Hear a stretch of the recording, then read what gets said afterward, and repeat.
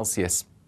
Similar on Friday morning, but I think in the south we'll see a bit more cloud through the night and hence less widespread frost, but we'll also see increasingly some showers arriving into the south and southeast of England. Meanwhile, the best of the sunshine will be across Scotland and Northern Ireland, and into the start of the weekend that cloud will become more widespread, particularly in the south, thick enough to give some sleety or snowy weather at times. We'll see a cold snap, which will quickly develop into a warm front. Boxed Boiler Repairs, sponsors of weather on GB News. Want to be one of 2 lucky Great British Giveaway winners? That's right, you could win one of 2 prize bundles, which includes a brand new iPhone 16, £500 in shopping vouchers to spend in your favourite store, and an incredible £10,000 in tax-free cash to spend however you like. What would you spend that cash on? For a chance to win an iPhone, vouchers and £10,000 in cash, text cash to 63232. One entry costs £2 plus 1 standard network rate message, or text bonus to 63232. 5 entries cost £5 plus 1 standard network rate message. Go to gbnews.com/win. Entries start from just £2. Call 0903 681 3232. Calls cost £2 plus your network access charge, or post your name and number to GB11 PO Box 8690 Derby DE1 9TT. UK only. Entrance must be 18 or over. Lines close at 6 p.m. on the 7th of March. Please check the closing time if listening or watching on demand. Good luck.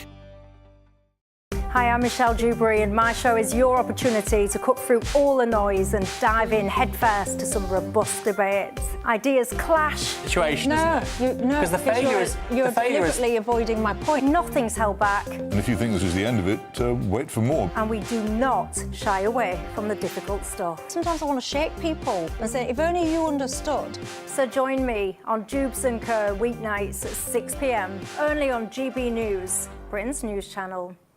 We're proud to be GB News, the People's Channel, and as you know, we always love to hear your views. Now, there's a new way of getting in touch with us at gbnews.com/yoursay. By commenting, you can be part of a live conversation and join our GB News community. You can even talk to me, Bev Turner, or any of the members of the GB News family. In the GB Newsroom, we bring you the news as it happens. With our team of dedicated journalists across the UK. We're ready to keep you up to date with what's happening every half an hour, every single day. Bulletins here on GB News. The People's Channel. Britain's news channel. This is Britain's Newsroom, where your voice matters. It's just astonishing. With expert analysis and honest opinion, we don't just keep you informed. We bring you unique perspectives you won't see anywhere else. Can't argue with any of that. When the news happens, it happens here. On Britain's Newsroom, weekdays from 9:30 a.m. Only on GB News. I'm Christopher Hope. From pop stars to politicians, I'll interview anybody in a pub who's got a political opinion. Join me every Friday on Spotify, Apple Podcasts, YouTube or gbnews.com, or wherever you get your podcasts. This is GB News, the People's Channel. I'm Stephen Dixon, and thanks for joining us on GB News, Britain's news channel.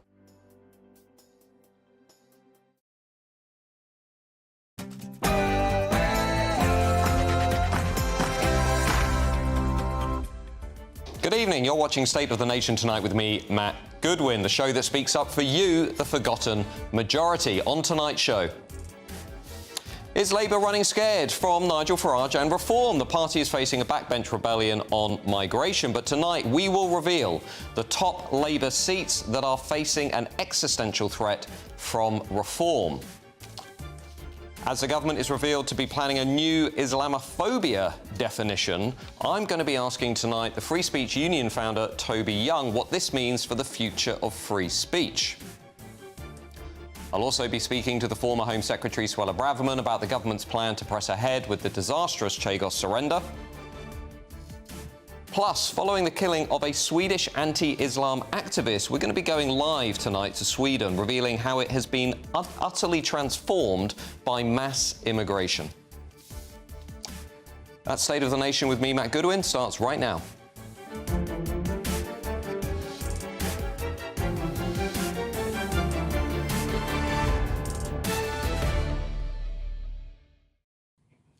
Now, I'll also be joined tonight by my top panel, former Labour MP Simon Danchuk and former Labour advisor Matthew Torbit. As ever, let me know your views as we go through the show tonight. gbnews.com/your say. Hit me up on X at GoodwinMJ. But now it is time for the News Bulletin with Katie Bowen.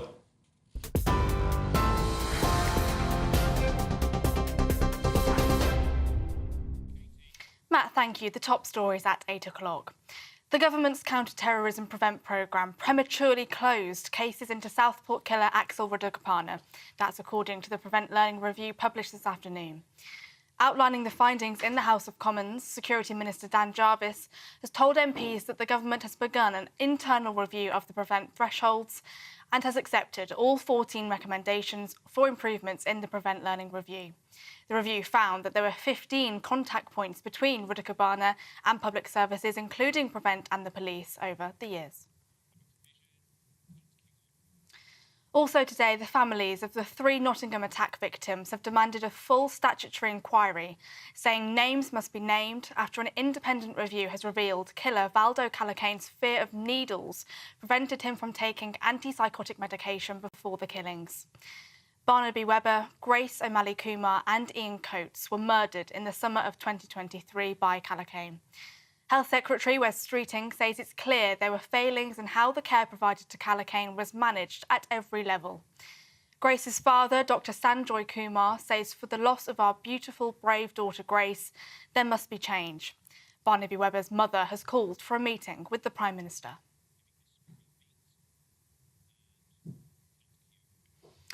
The Prime Minister locked heads with Kemi Badenoch in Prime Minister's questions this lunchtime over the Chagos Islands deal.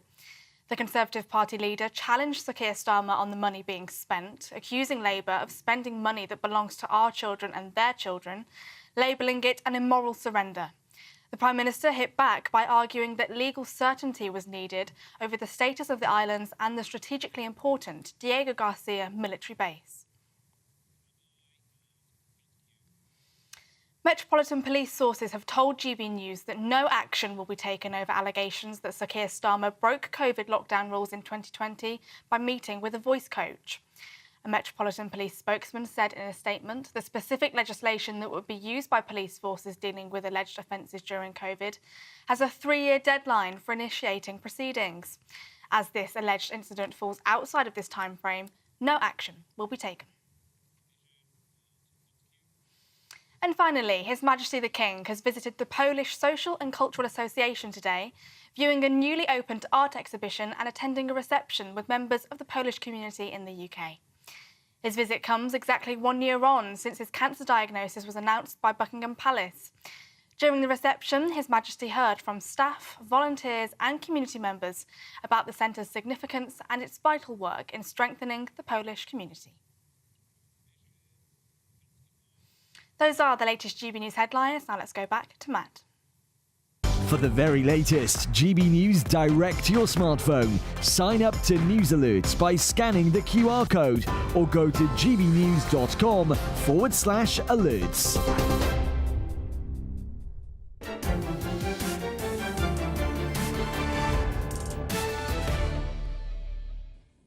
Welcome back to State of the Nation tonight with me, Matt Goodwin. So, is the Labour Party running scared from Nigel Farage and reform? GB News' political editor Christopher Hope highlighted this question from today's Prime Minister's questions in Parliament. Check it out. The honourable member for Clacton says that his party is, and I quote, open to anything when it comes to changing our NHS and open to an insurance-based system. What a contrast with Reform, whose leader has said that those who can afford to pay should pay for our health care. Under Labour, the NHS will always be free at the point of use for anyone who needs it. That was Rugby MP John Slinger asking a lightly planted question as a means of trying to rattle Reform. Here was Nigel Farage's question today as well. Check this out. If I can assure the honourable member for Rugby that Reform want healthcare to be free at the point of delivery.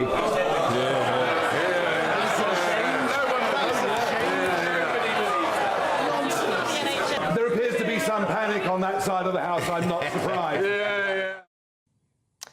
And let's be honest, the Labour Party should be panicking about the rise of reform. Up until now, the government's policy on reform has been to effectively pretend that it doesn't exist and deflect criticism towards the Conservative Party. But that strategy no longer works. Reform UK, as we've seen in the polls over the last week, is now #1. It's just polled 25%, with YouGov to Labour's 24% and the Tories way back on 21%. The government today is now panicking because it senses that the real opposition isn't coming from the official opposition party, the Conservative Party, but is coming instead from Reform.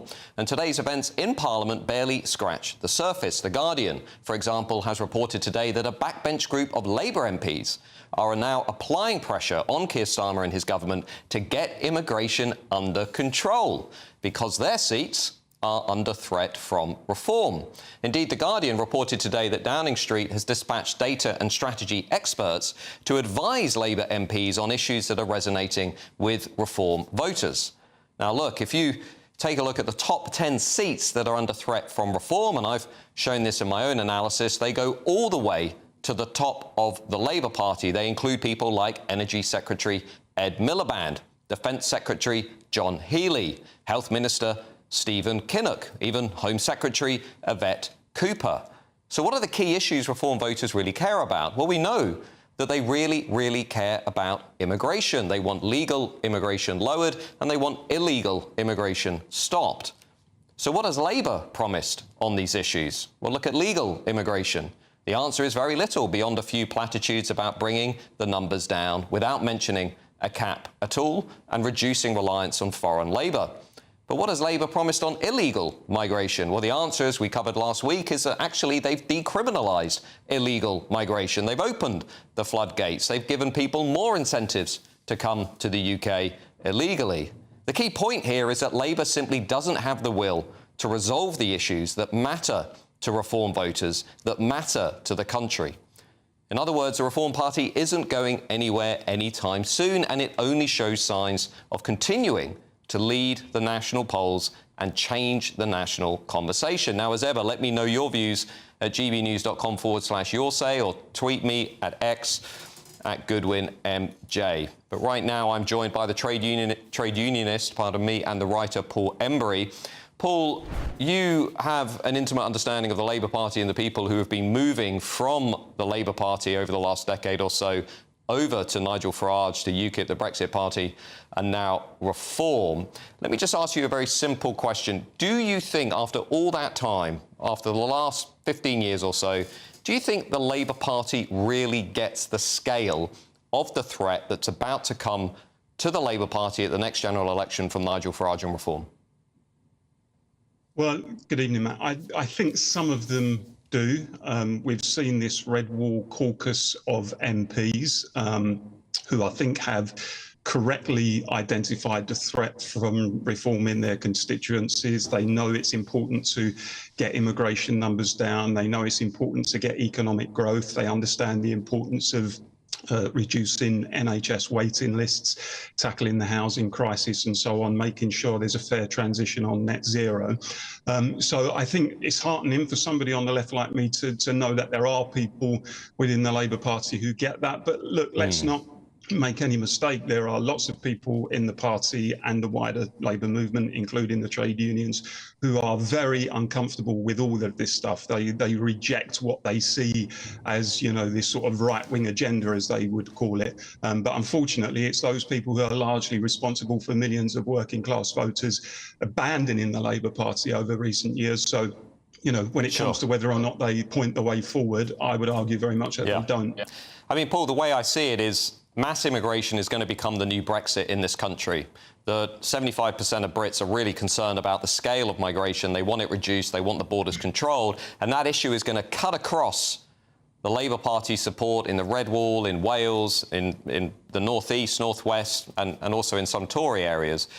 I don't really think Keir Starmer and Yvette Cooper get how serious this is for the Labour Party. I mean, if you look at the seats that are most vulnerable to reform, if you look at the top 100, 64 of them, as I've shown this week, 64 of them are held by the Labour Party. Indeed, and many of them in the north of England, what you might call Labour's traditional territory. It's working class heartlands once upon a time. And look, Matt, I grew up in the London borough of Barking and Dagenham. We saw the BNP surge in that borough. In 2006, they won 12 seats on the local council, their best ever result in local government. So I know why traditional Labour voters turn to right-wing parties. It's because ultimately they feel abandoned. If you're on the left, if you're a centre-left party and you don't deliver economic justice and economic security, and if at the same time you compromise people's what you might call their cultural security. So if you're responsible for deindustrialization, rapid demographic change in their communities and so on, you will get blowback inevitably. And we saw that at the turn of the century when the new global market, if you like, was really starting to take hold in some of these communities. And those economic changes and those cultural changes, people saw, the effects of social disintegration, the undermining of social solidarity. They saw thousands of solid blue-collar jobs in once safe industries disappear abroad. The Labour Party should be doing something about that. And for the last 20 years or so, I don't think it's understood it. Well, Paul Embry, thank you for raising that issue, because I can turn now to former Labour advisor Matthew Torbett. I mean, you've advised the Labour Party in the past. Imagine you're advising them, today. What would you be telling them about how to stop the rise of reform? I think the two key things that voters from the opinion polls seem to be worried about is immigration and the NHS. That's still the two top things. So you need a strategy for the NHS. That if people feel like they're being seen on time, they're less frustrated with life, they feel like life is better, that's one thing. But I think from a strategy point of view, you need to stop people turning on their TVs and seeing people cross the channel. That's the stuff that winds people up. OK, but we know Labour's plan, let's be frank, we know Labour, they're not going to stop the boats. No, I think, but there is an option to, and there was in 2021. In 2021, the French Interior Minister said to Boris Johnson, you need to have a safe and legal route now, because it's not helping us, it's not helping you. Ultimately, people are dying in the Channel. What he offered was for them to be processed in Calais. Therefore, they're not getting to the country. Current asylum law says that you have to present yourself in Britain to claim asylum, and that way, if they're not staying here, they're staying with the French. But you're ultimately stopping people, and having a safe and legal route means you're negating the need for them to cross. But this is where I feel like I'm going loopy, right? So I know that people like you will be telling Keir Starmer, look, you've got to solve this issue. They'll be telling Yvette Cooper, you're going to lose your seat if you don't solve this issue. And I think Yvette Cooper she may lose her seat. So why on earth has Labour just decriminalised illegal migration? Why is it giving people more incentives to come into the country? This is what I don't understand. Do they just not care about what's going to happen to the Red Wall and Wales at the next election? Well, I think they will be concerned, and, I think people are starting to slowly wake up. I said on election night on a different TV channel, this is the best it will get. This election win is the best it will get for 5 years, and you're going to have to try and get through it, because we've been left with a car crash, but also there's a hell of a lot to get in front of. And if that election had gone on for another 4 weeks, I think Nigel Farage and Reform would have doubled their MPs. Simon Danchuk, you've got a lot of experience with these kinds of voters. You've got experience with Labour, with Reform. I looked at the numbers this week, the top seats for Reform at the next election. As I said, of the top 100, 64 are Labour held. Of the top 50, 33 are Labour held. I mean, if Starmer's not careful, this kind of bazooka is just going to smash apart the Red Wall, Labour heartlands in Wales. I mean, is there anything you think that Labour can do to stop this from happening? Well, there's no doubt about it. Labour MPs are running scared from Reform. There's no doubt about that. The morale amongst Labour MPs is at rock bottom. They are talking confidentially about replacing Starmer within the next 2 years. Well, it's now dripping into the papers. Absolutely. That's openly being spoken about by Labour MPs. And some of the new Labour MPs are just astonished at the amount of vitriol, quite rightly, they're getting from their electorate. So they're running scared from Reform. And the other point is, we talk about this group that's come together and said, this group of Labour MPs, we want to be tougher on migration. The problem there is it's all about self-preservation. It's not because they believe it, it's because they want to hold on to the seats. And you're right, it's in Red Wall seats. This is where they're under threat. There's going to be some real changes. There'll be a lot less Labour MPs at the next general election. No doubt about that. my thesis here is basically the political realignment that we saw with Brexit is ongoing. The only difference is it's Reform, not the Tories, who are becoming the big beneficiary of that, that they are now scooping up, as we saw with YouGov this week, half of all Brexit voters. They're the most popular party among men. They're the most popular party among the working class. I mean, I don't think, speaking to MPs on the Labour side at least, that they have any real comprehension of just how big this thing could get. Absolutely, and some people in politics have been talking about a cap or a limit on how popular Reform can go. I don't think there is a cap on it. I think they can go well into the 30s. Well into the 30s. They've 200,000 members. I've just come from a meeting in Chelsea, Reform meeting. Absolutely. Chelsea. Absolutely packed out. You're standing room only. Listen, everywhere. Look, you know, I speak at a few of them, but let's say, right, OK, Labour, you have to put a game plan together. This is how you stop Reform between now and 2029, right? What's on the recipe? I would say leave the ECHR, reform the Human Rights Act, announce a cap on immigration, you know, reinvest the money we're wasting on foreign aid, 15.3 billion a year. Let's start chucking that at the NHS. Let's start helping British people before we start helping the world. I mean, what is the kind of anti-reform message? Because I just don't see anything coming from Labour. It should be what they were standing on, and I think this is where the frustration comes from.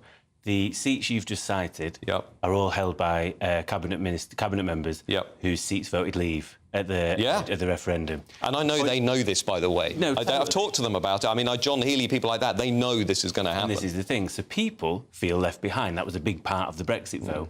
What Labour went into the last election saying was change. We had a one-word slogan, change, and at the moment, people still feel left behind. They feel more hard done than ever. And if you're not going to do the bread and butter of the NHS and the economy, then I'm afraid we're going to lose our majority at the next election. Simple as that. Yeah, well, unbelievable scenes in the polling, that's for sure, and I think it's going to continue for some time. Thank you to my panel. After the break, don't go anywhere. We are going to be looking at the government's latest threat to free speech in this country, because what's it going to do? It's going to introduce a brand new definition of Islamophobia. We're going to be talking about that with one of the country's leading experts on free speech. See you in a few minutes. Bye-bye.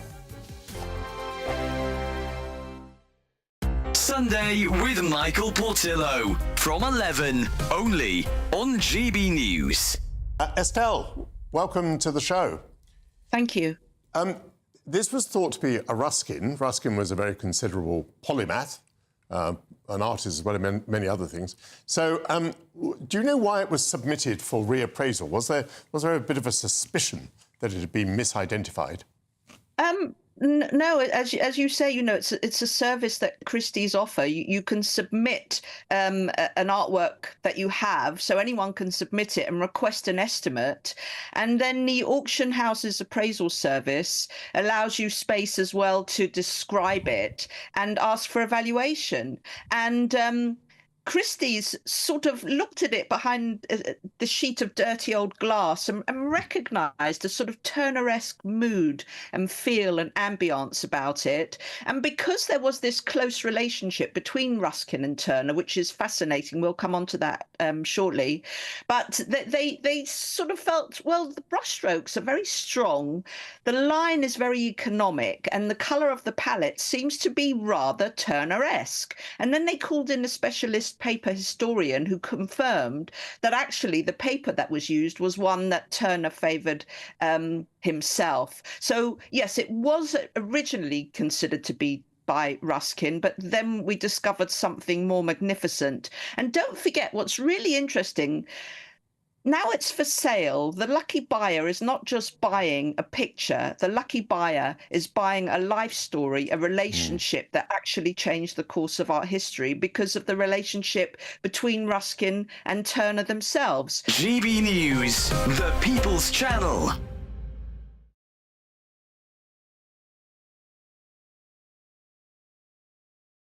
If you want your news to be straight talking... This is a nightmare for the Conservatives again. Down to earth. It's not just Nottingham where this is happening, is it? And most importantly, honest. Hard-working, middle-class taxpayers, they'll get the book thrown at them. Then catch me, Martin Daubney, Monday to Friday, 3 till 6 p.m. on GB News, Britain's news channel. Headliners on GB News 11 p.m. every night. It's got 3 top comedians going through the next day's newspapers so you don't have to read them, which is great. That's a good point. He's lying. Maybe he's not lying. That's Headliners every night from 11 p.m. and 5 a.m. as well on GB News, Britain's news channel. Join me, Nana Akwe, for an informative, interactive news programme with a difference. It's fun. No, he didn't say that, Dave. I'm so surprised. I think there's an element of truth to that. Join me from 3 p.m. every weekend, only on GB News, Britain's news channel.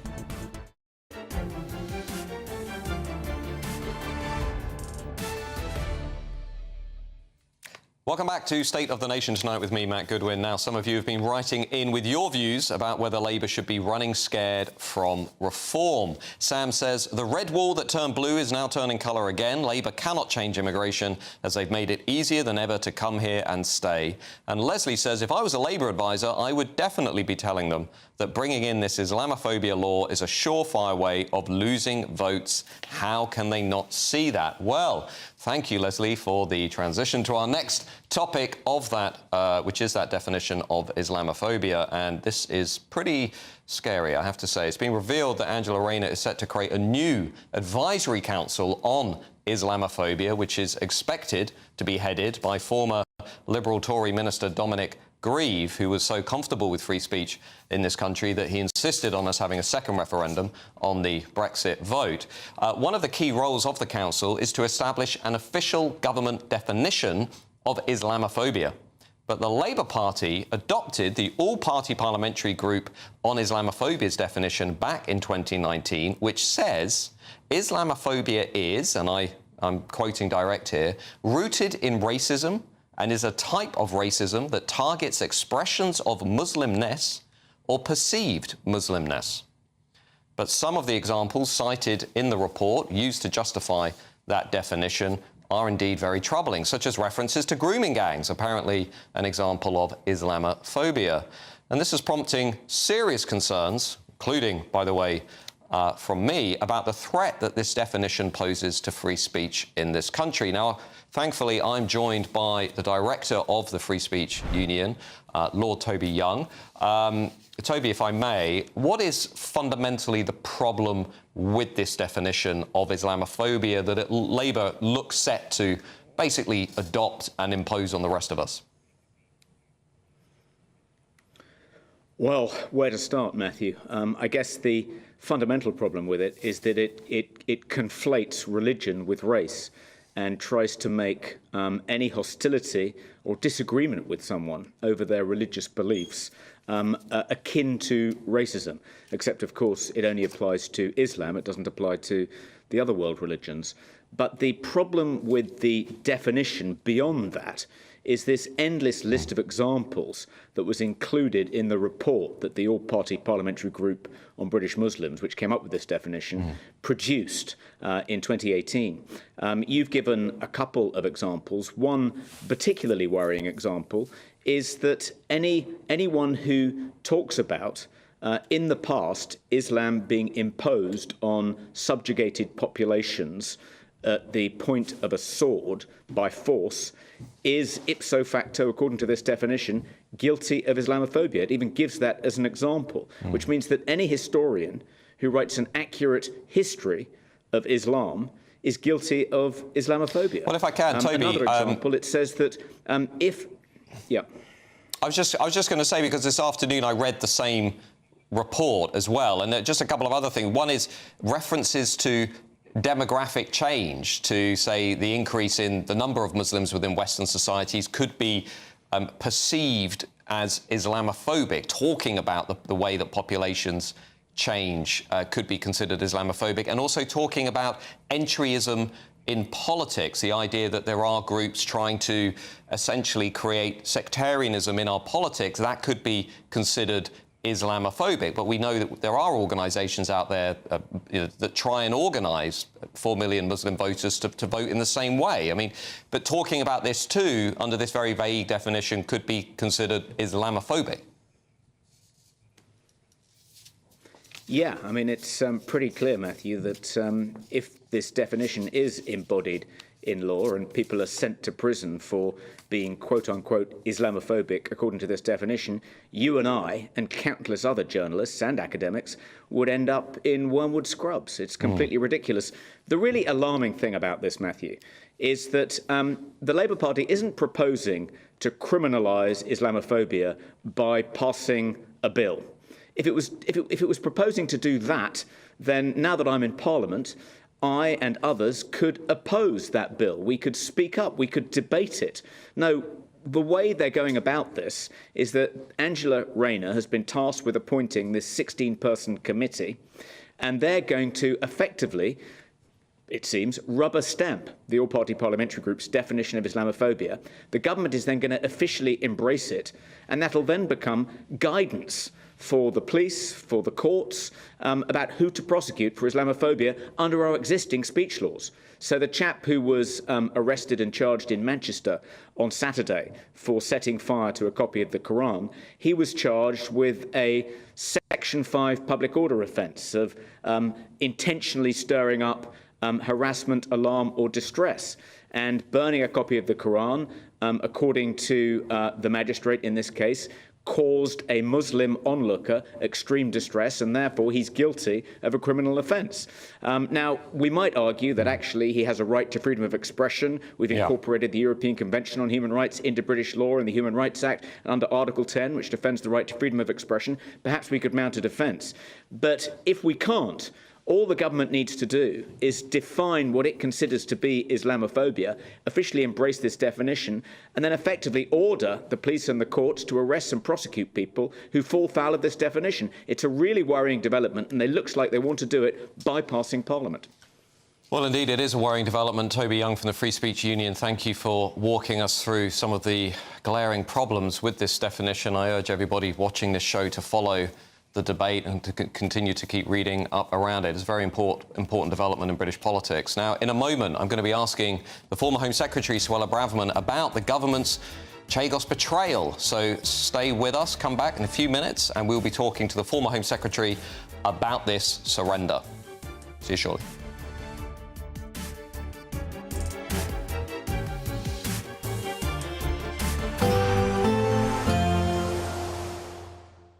Dinner under the stars tonight? That reminds me of our travel insurance. You mean All Clear Skies? All Clear Travel Insurance sponsors GB News Travel Destinations Forecast. Hi there. If you're looking for some winter sun, you will find a little in the Greek islands, although it will be windy. Fine in Italy and across much of Iberia, although it is going to turn more unsettled through Iberia and, in fact, Central Europe as these weather systems move in during the next few days. But for Thursday, at least, plenty of sunshine for Italy. We've got that strong wind blowing through the Greek islands and a few showers associated with it. Otherwise, largely fine. And then the more unsettled weather arrives at the weekend. All Clear Travel Insurance sponsors GB News Travel Destinations Forecast. Hello again and welcome to the latest update from the Met Office for GB News. Skies will clear across the UK overnight, leading to a widespread frost, but a sunny day for most of us on Thursday. High pressure is why we're seeing clear skies. Sunshine has been prevalent across England and Wales. We've seen showers further north, but as that high pressure builds in from the south, skies will clear up and down the country. Just some patchy cloud there for the Highlands and a bit more of a breeze for the north and west of Scotland, perhaps along the south and southeast coast of England. Otherwise, with light winds for the vast majority and those clear skies, we'll see a widespread frost. Temperatures in main urban areas, -1 to 1 or 2 Celsius, but in sheltered parts of the countryside as low as -5 Celsius first thing. So it will be a chilly start to Thursday, but look at this, plenty of sunshine across the map there. Just some patchy cloud running into Kent, and there'll also be some patches of fog and cloud here and there elsewhere. But for the vast majority, it's just going to be a chilly and frosty but bright start to Thursday. Bright blue day follows with plenty of sunshine remaining. Any fog patches that we'll see in the morning will burn away during the morning into the lunchtime period. Patches of cloud here and there, and increasingly so across East Anglia and the southeast, so less sunshine by the afternoon in these locations. A bit more of a breeze coming in as well. That breeze will make it feel cold, but on the whole, temperatures around average for the time of year, 7 to 9 Celsius. Similar on Friday morning, but I think in the south we'll see a bit more cloud through the night and hence less widespread frost, but we'll also see increasingly some showers arriving into the south and southeast of England. Meanwhile, the best of the sunshine will be across Scotland and Northern Ireland, and into the start of the weekend that cloud will become more widespread, particularly in the south, thick enough to give some sleety or snowy weather at times. Mornings don't have to be tiresome, especially if you have the right company. Wake up to news as it happens, opinion and debate, and of course, a little bit of entertainment too. Because when the kettle's on, we're on. That's Breakfast on GB News, a show worth waking up for. Every morning from 6 a.m. Only on the People's Channel, Britain's news channel. We'll spread the news, you spread the word. Hi, I'm Michelle Dewberry, and my show is your opportunity to cut through all the noise and dive in headfirst to some robust debates. Ideas clash. Situation, because the failure is you're deliberately avoiding my point. Nothing's held back. And if you think this is the end of it, wait for more. And we do not shy away from the difficult stuff. Sometimes I want to shake people and say, if only you understood. So join me on Jubes & Co. weeknights at 6 p.m. only on GB News, Britain's news channel.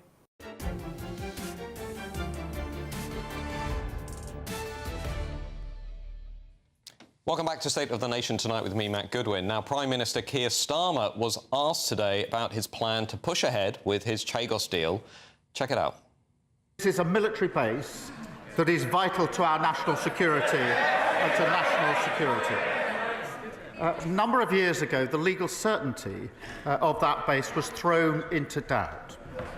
And let me, Mr. Speaker, let me be clear, and I'll pick my words carefully. Without legal certainty, the base cannot operate in practical terms as it should. That is bad for our national security, and it's a gift to our adversaries. Well, the former Home Secretary, Suella Braverman, joins me now to address the latest on the deal. Suella, thank you for joining us this evening. Now, lots of Conservatives up in arms about where Prime Minister Keir Starmer is on this, but the reality is that much of this process began under the Conservatives. Is that not right? Well, I think the reality is that this Labour government has made the decision, dubious and nonsensical that it is, to surrender sovereign UK territory. No such decision was ever made by any Conservative minister. I should say, you know, I think I'm right in saying that I'm the only member of Parliament with Mauritian heritage. My mum is from Mauritius, but my loyalties lie first and foremost to the UK. I know quite a lot of Mauritian people, and I'll tell you something, the Mauritians are laughing at the Brits right now. They've been trying for decades to get this deal through, and finally, at long last, they found some idiots in the UK government to help them. Well, I don't think they're the only ones to be laughing at Britain right now, but there we go. I mean, what does this mean in terms of our special relationship with President Trump and the United States? I mean, they are now obviously watching. We had on Nigel Farage's show just before this one of Donald Trump's advisors saying they are watching this incredibly closely. They are concerned about the Diego Garcia base. But how do you see that side of this issue unfolding over the next few days and weeks? Should we be lobbying Washington to intervene to essentially try and stop Keir Starmer from doing this? Absolutely. I think this is a critical element to this disastrous deal. The US plays a big part. They have a military base, Diego Garcia, and they will be affected by any deal that is reached between the UK and Mauritius, namely that if this deal goes ahead, the Mauritians will very likely, almost certainly, allow the Chinese access, vital access, which they don't currently have, to the waters, to the islands, and it will allow the Chinese an important strategic foothold in the Indian Ocean. That poses a threat to America and the West generally. So I was in Washington, D.C. last week talking to people in the Trump administration. They are very concerned about this. They're watching it closely. And I would be astonished if they don't intervene in some form. I mean, if the Labour Party were with us having this discussion, they would say that they are merely following international law. Well, the legal basis is dubious at best. The history is that these islands were part of the British Empire in the 18th and 19th century. In 1965, importantly, Mauritius has never had a claim of sovereignty over the Chagos Islands. In 1965, Mauritius gained independence, and it was agreed that the Chagos Islands would remain part of the British rule. The Mauritians agreed to that. The British paid a fee. That was a done deal. Now, decades later, Mauritius are coming back to look behind that agreement and undo that deal. They've used the International Court of Justice as a vehicle to propagate that cause. But they've used a dubious mechanism, the advisory opinion, which gives them a very flimsy legal basis. And importantly, the International Court of Justice doesn't have jurisdiction to adjudicate on this dispute because the UK has never consented to being adjudicated on when it involves a Commonwealth nation or an element like this. So the decision of the ICJ has absolutely no legal weight and is a red herring. We're seeing lots of figures being thrown around in the papers at the moment in terms of what this is going to cost the UK if it goes ahead, if Keir Starmer actually does this. And, 9 billion, 18 billion. I think many people watching this show will be thinking, hang on a minute, we've got a crumbling NHS, we've got a cost of living crisis, we've got council taxes going up, we've got, this really big, serious squeeze that people have been feeling for a long time. I mean, where is the number going to end, do you think, here? What is going to be if this thing happens, what kind of money are we talking about that's going to, again, be leaving these islands and going elsewhere? Yeah, you're absolutely right to talk about the money because these are big sums. Originally, it was reported as being £9 billion. And just think of the madness of this deal. We own these islands already. We can use them free of charge in perpetuity. What this deal proposes is that we're going to hand these islands over to Mauritius and then pay the Mauritians, whether it's £9 billion, reports are now £18 billion, for the privilege of leasing them back, something that we've already got in our possession. It makes absolutely no sense, particularly at a time when millions of pensioners have had their winter fuel allowance robbed off them by this government because they supposedly haven't got enough money. So this is a really bad deal when it comes to the money side of things. What I think it is it's reminiscent of a liberal elite class in our country, governing class, that believes that the British Empire was evil, that it's Britain's role to apologise and appease and pay reparations. To my mind, this is effectively reparations dressed up as a deal. Yeah.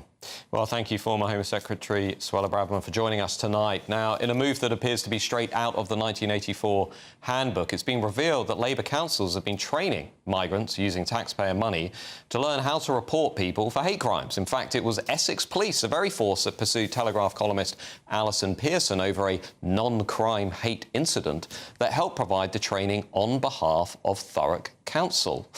Now, I'm joined tonight by my panel, former Labour MP Simon Danczuk and former Labour advisor Matthew Torbett. Simon, every day I read the papers and I think, what on earth is going on? Absolutely incredible. You've got public money being used to train up illegal immigrants so they can make complaints about issues that aren't even criminal, as if the police aren't busy enough trying to police, real crime. You've got the state paying for illegal immigrants to learn about how they can complain. I mean, what is that about? And I think it's Salford, Thurrock Council, a couple of others that are using public money to do this. Well, this comes after the story, I think, a day before, which showed that local councils are spending across the country about 100 million on yoga classes and DJ lessons for asylum seekers and illegal migrants. Matthew, lots of people are watching this thinking, well, this is British taxpayers' money going again on a sort of political project, a pointless exercise. When's it going to stop under this Labour government? I don't know, the yoga and whatever else, I have no idea. And I read this initially and thought the same as you, what on earth? And I hope, anyway, I wonder if it would take... You talk a lot about people being culturally different from us and therefore struggling to come over to the UK and settling and whatever else and living side by side. If you take Syria as an example at the moment, country that's in chaos, no doubt an increase in refugees seeking asylum in this country. They're going to come from a country where, for instance, being gay is not accepted. In fact, being homophobic is what the Syrian government used to put out, statements like that. If these people are being trained what a hate crime is, for instance, you can't be speaking to, men holding hands like that. And if you see people speaking to people in that way, in a prejudiced way, this is what it means and this is who you should contact. I think that would be a good thing. The information isn't forthcoming, so therefore I don't know if that is the case. But I think to ensure that people are integrating within our society and the way we live in the West and that we're tolerant and accepting, which at the moment I don't think we are, I think that actually would be a good thing. Good thing, Simon. I don't think we have the money or budget to do this sort of stuff. We're spending on new clothes, hotels, yoga classes, DJ classes, PlayStation. But let me pay the point. We just don't have the money to do this stuff. Let's be honest about it. You can't be freezing old age pensioners and at the same time splurging loads of money on illegal immigrants that should be processed and sent back out of the country. That's what the people want. That's what a Labour government should be doing. No, and the PlayStations, the yoga, whatever else, fine. But at what price can you put on safety if somebody can get in the way of somebody that's going to attack somebody verbally or physically because they're gay, because they're a different race, religion, whatever it might be? What the actual hate crime? None of this non-incident crime load of rubbish that's just offence. But that is what they're being taught, and the problem. That isn't what the piece said. Well, no, that is it's incidents that aren't actually criminal. So that's what they're being taught about how to raise concerns about that. But the bigger issue here is that some of these people are committing crimes. Some of the immigrants that are coming into this country are disproportionately committing crimes against British people. And yet we are going, some local authorities are going way beyond their remit. Focus on core basic services. That's what the public would want. They wouldn't want a local authority, Salford, Thurrock. And the truth is, if you don't believe in what they're doing, you'll end up voting reform. That takes us back to where we were. I mean, we have got a lot of people out there now reading they're going to have to pay more on council tax, and at the same time, council money is going to stuff like this. I think that's what people are struggling with, this sense of unfairness, particularly when it comes to the British taxpayer. And that's the climate we're living in at the moment. There is a sense of unjustness and unfairness, and I think, unfortunately, not to sort of say this is OK, councils will always spend money on stupid things. There's always things where you go, why have they done that? Governments do the same. Unfortunately, I think it's a fact of life. I would say, though, councils are in a pretty desperate state, and that does come off the back of 14 years where local authority budgets are now 50% less than what they were. I think with the council tax, they're using the only levers that are maybe available to them. And the only good thing out of this is I think Angela Rayner did well to actually say you're not allowed to increase it by 25% in some cases. It's only going to be 5 or 10. But again, I think I'm not sure whether that's right about the non-hate instance. I'm more than happy to concede if so. If it is more about actual hate crimes in which we shouldn't be doing to anybody and we should treat each other with respect, I think it's a good thing. I mean, we read last week £3,000 a day is being spent on clothes, accessories for illegal migrants. I'm always reminded about that quote by Thomas Sowell, that immigration laws are the only laws that are ever discussed in terms of how to help people break them.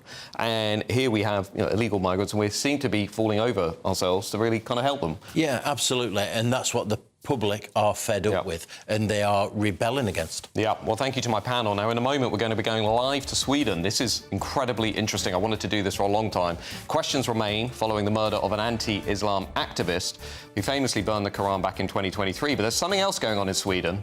Join us in a couple of minutes.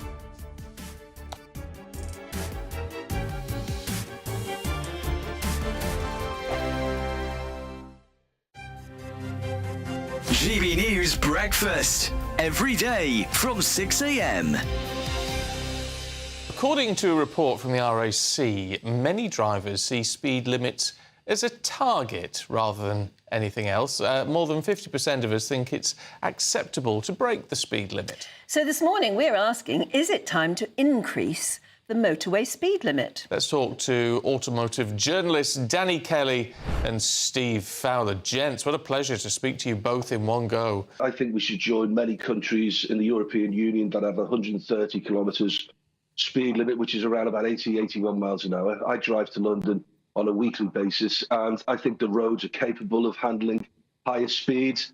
I think unofficially the speed limit, without getting pulled over by the local police at the time, is probably around about 78, 80 miles an hour.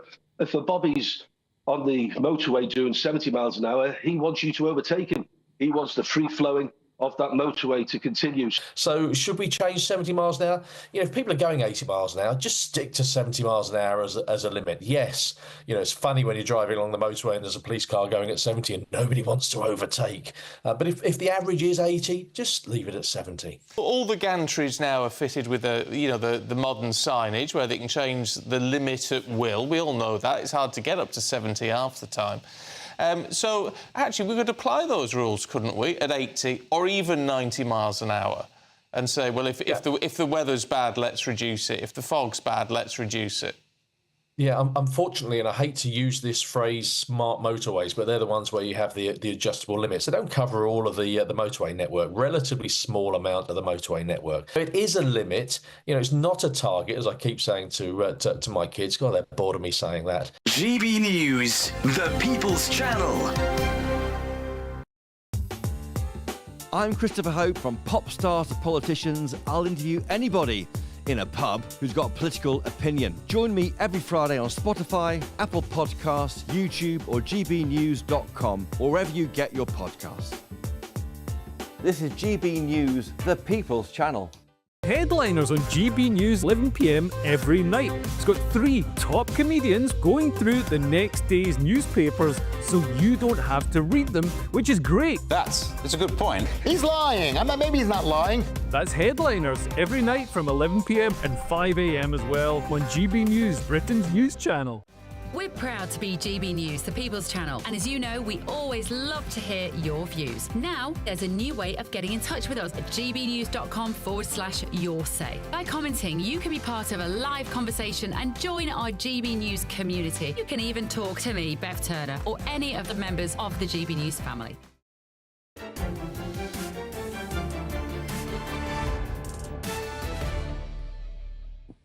Welcome back to State of the Nation tonight with me, Matt Goodwin. Now, last week we saw the shocking news in Sweden that an anti-Islam activist who burned the Quran in 2023 was shot dead in an apartment near Sweden's capital, Stockholm. We then had the tragic school shooting just yesterday that killed 11 people. But to most Brits, Sweden is known for IKEA, social democracy and meatballs. But tonight we wanted to reveal how that perception no longer lines up with the facts. Check this out. In the month of January, Sweden suffered 30 bombings, roughly one every day. How on earth did this happen and what's behind it? I'm joined tonight, live from Sweden, by journalist Ivar Arpi, who can hopefully help us answer that question. Ivar, what on earth is going on in Sweden? Yeah, it makes you think about the meme by Donald Trump. Did you see what happened last night in Sweden? Can you believe it?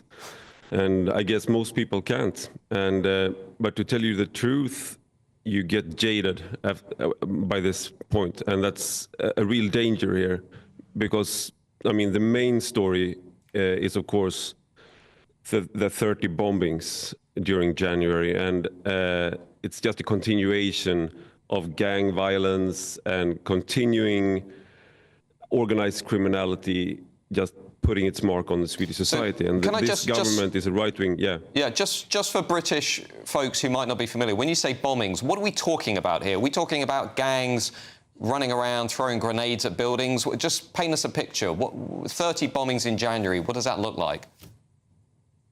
I mean, it's pretty indiscriminate, and they target just an apartment building where other people are living. So it's not like if it was assassinations, that's bad enough, right? But they are targeting bystanders, innocent bystanders, collateral damage. So it's more and more indiscriminate bombings with grenades, live grenades being found. And who are they? Just forgive my ignorance here as not too familiar with Sweden. I mean, but who are they? Who's doing the bombings? Basically, it's kids. We have child soldiers in Sweden. That's the story. And if it sounds like an exaggeration, It's barely an exaggeration. Most of them are under the age of 15. And they are doing it on orders by higher-ups within the criminal hierarchy and get rewards for it. And they want to do it. They're motivated. And most of them have immigrant background. They're either born here, born in another country, in a third country, but many of them are born here, but they have immigrant parents. But it's not just immigrants, because this is a culture, also like you could call it a Creole gangster culture, so to speak, with gangster rap and other values. So it also has some sort of attraction to some people who think it's cool or something. Right. So people want to get in on it. Yeah, and when you're talking about these gangs, I mean, essentially this is turf war, a turf war over drugs, drug dealing, the spoils of criminality.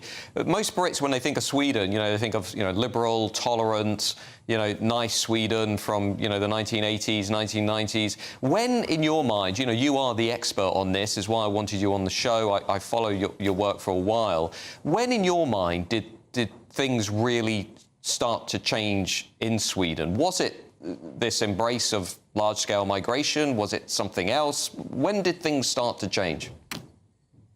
Yeah, it's strange that Poland, for example, don't have these problems, but Sweden do. Czechia or Slovakia doesn't have these problems, but we do. And it so just happens that we are one of the largest importers of large-scale migration from Middle East and Sub-Saharan Africa.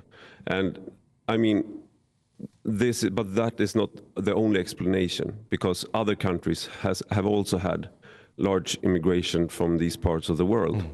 So the thing you said about Sweden being so liberal, tolerant, social democratic, IKEA, meatballs, all that is actually part of the answer to your question. Because what do you get if you mix the softest culture with the softest values with some of the cultures from the polar opposite? If you look at World Value Survey, for example, you have much more cultures which emphasize honor and masculine traits, and you have the Swedish way, and so that mix, you see the effects of that. Yeah. But I mean, it's basically just in the last few years that you can have social democrats talk about these issues. Well, without, I don't think it doesn't sound like it's going to be going anywhere anytime soon. But thank you, Ivor, for bringing our attention to this incredibly unsettling picture in Sweden. Up next is Patrick Christis. Patrick, what have you got on your show this evening? Loads on tonight, Matt. So I'm going to list all of the things that illegal migrants get for free, including DJ lessons. Universities are making students go vegan. We're going to have a debate on whether or not that's right. Axel Rudikabana should have been classed as a terror threat. The daughter of Sir David Amess is on. The Chagos Islands deal. Are we dealing with a bit of corruption going on here? I want to get to the bottom of that. And breaking news in the last few minutes about Prince Harry and his US visa. So tune into that. Oh... Wow, what a show. Thank you, Patrick. That's all coming up after the weather. Now, I'm going to be back right here tomorrow at 8 p.m. and State of the Nation with me, Matt Goodwin. We've covered a lot of ground today, and I hope to see you right here, 8 p.m. But stay there, watch Patrick Christis, and we'll catch up with you tomorrow. Bye-bye.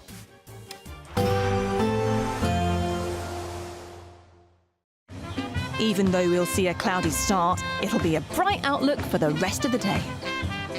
Boxed Solar, sponsors of weather on GB News. Hello again and welcome to the latest update from the Met Office for GB News. Skies will clear across the UK overnight, leading to a widespread frost, but a sunny day for most of us on Thursday. High pressure is why we're seeing clear skies. Sunshine has been prevalent across England and Wales. We've seen showers further north, but as that high pressure builds,